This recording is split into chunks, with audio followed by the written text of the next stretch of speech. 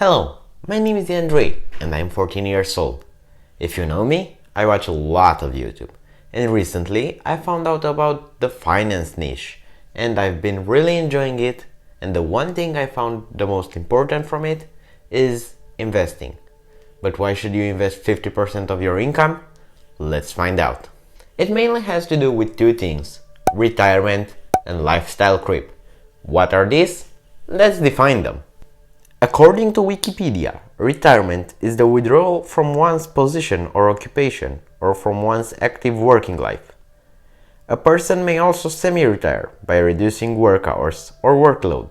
And now, according to Investopedia, lifestyle creep refers to the phenomenon where discretionary consumption increases on non-essential items as the standard of living improves.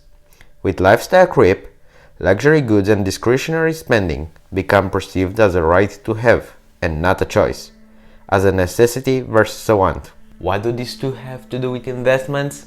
Well, if you fell into the lifestyle creep trap, you will have higher standards of living, and because of that, when you want to retire, you will have to cut down on a lot of stuff or just semi-retire because of the lack of money.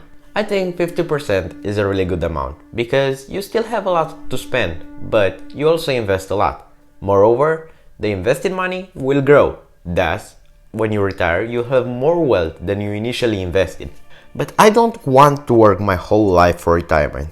This is a cliche comment, and to those who say this, I welcome you to live on your small retirement fund that you got from putting the smallest amount of money down, or ask your kids for money when you get old. But I put aside $100 in a retirement account. Well, let me tell you, that is not enough. You'll run out of money in a matter of years, unless you live on a farm and you have everything self-made.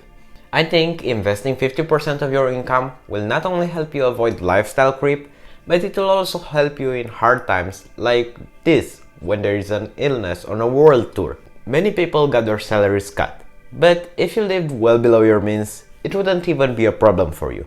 Furthermore, the passive income you would get from your investments would have definitely helped you if you had zero money coming in.